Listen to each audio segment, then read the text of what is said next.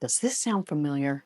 You start to look around and notice things are getting a little messy. You hide when the doorbell rings, papers, trinkets, and little bits of clutter cover almost every surface. You might even feel anxious a lot of the time. You go, okay, I'm going to clean up this house. And then you realize there's a lot of stuff. And yet it has been months or years and you're not making any progress or much progress.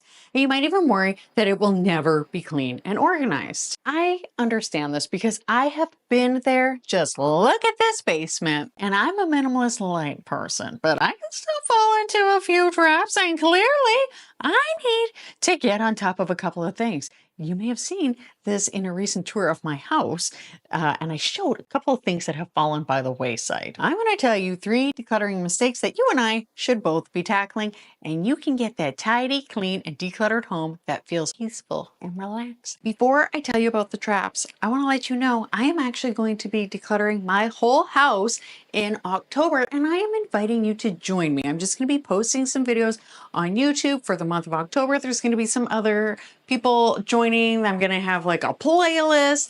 And my plan is just to go around and declutter every spot for maybe 5 to 30 minutes a day. You make your own rules, and I will post a video every week. So I'm inviting you to join me. Make sure you're subscribed so you never miss a video. Okay, let's get into that first mistake. Now, when I get motivated and excited to do something, I can jump all in. I just get so excited. So let's use my messy basement, which I will show you more of in a second, as an example. I was kind of like meh about the whole thing. And I just would be like, oh, I'll get to it later. I'll get to it later. But then we put up my new storage shelves and I was all in. I would have to hold myself back from doing this when I had other chores and commitments.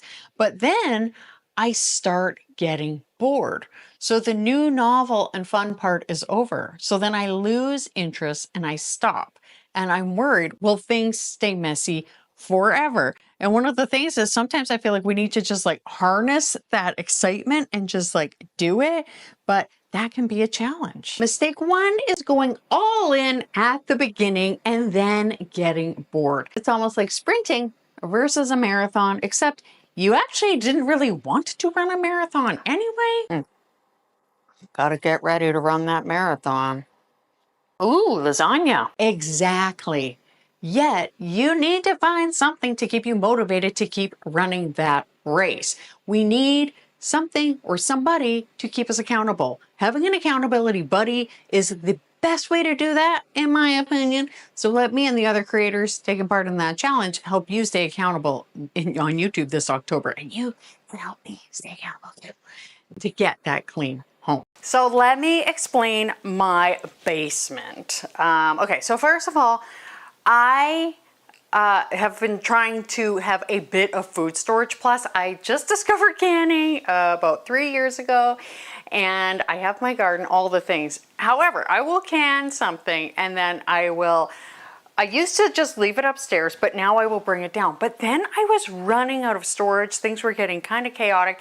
Now, storage is not usually the solution. However, when it is something important that needs to be stored, like food, because I do truly believe that everybody should have a little bit. Like if you think back to during the pandemic, everybody was like freaking out because there was not enough stuff. So I want to have a little bit, not to mention like the money savings. I think it's healthier to have like some of these like homegrown things that are at the ready for meals.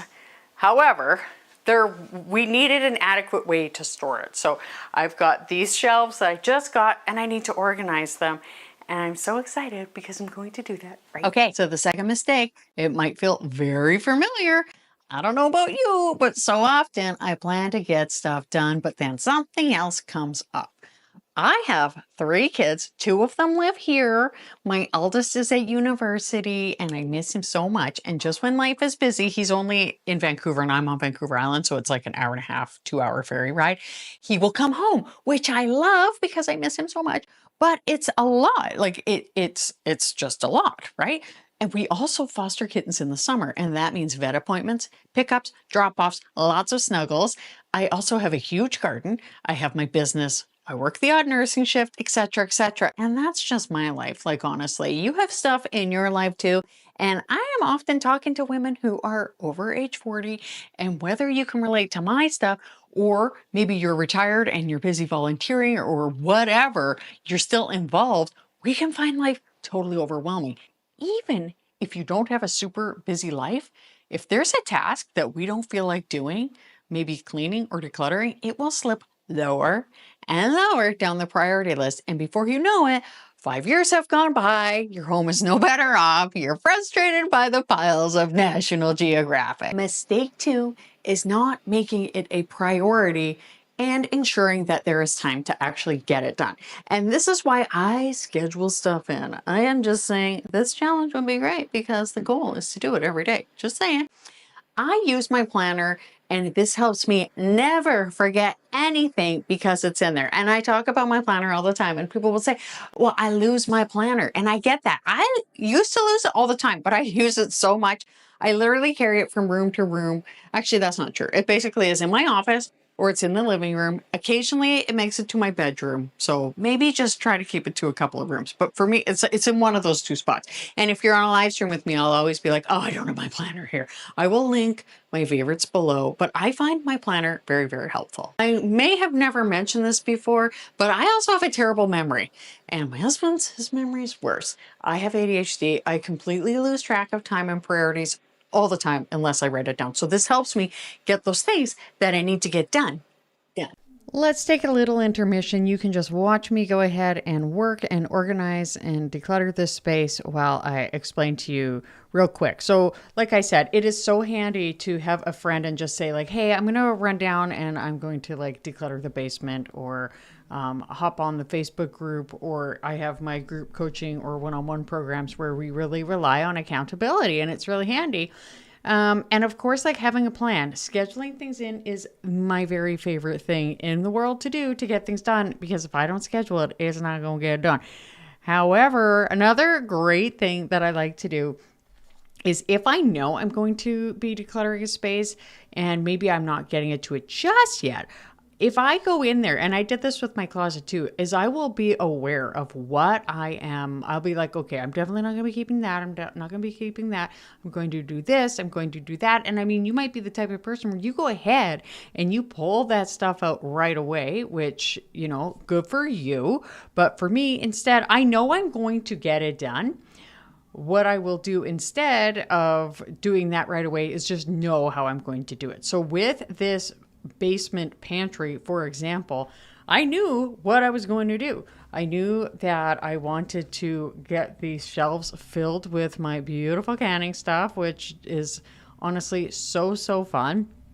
And I knew, which you'll see in a minute, that I was going to take the stuff from behind, like where all the Lego was.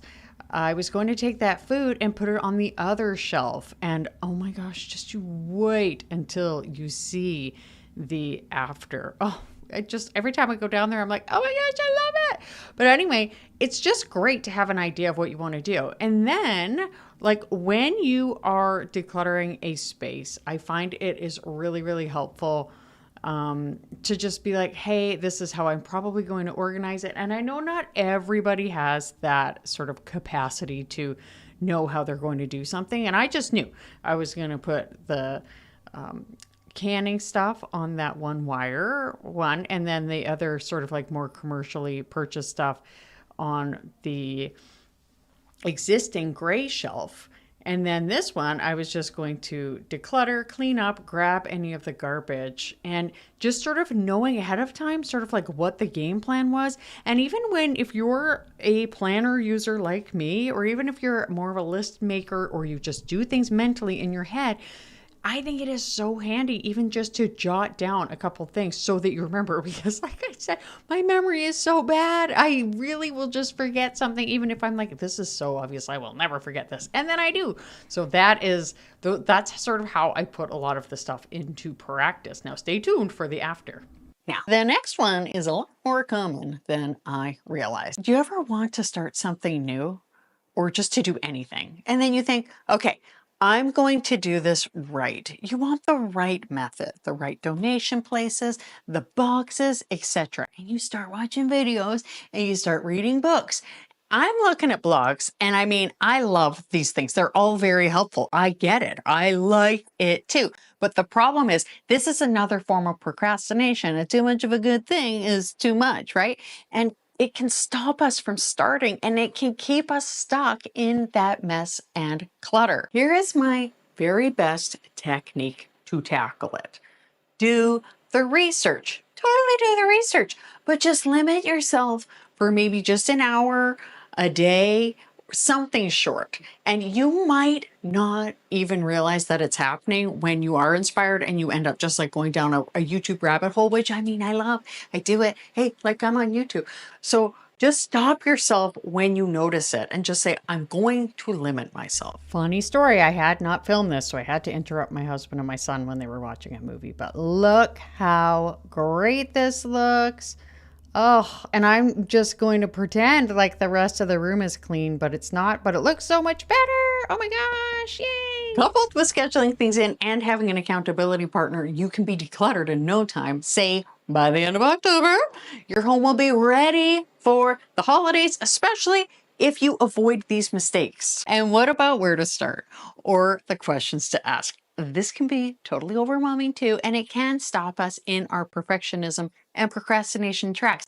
They're important. You need to figure it out, but just don't spend very long. I've got you covered right here with this video about how to declutter from start to finish. Stay tidy and mighty. I hope something great happens for you today. Thank you so much for watching, and I will see you next time. Bye.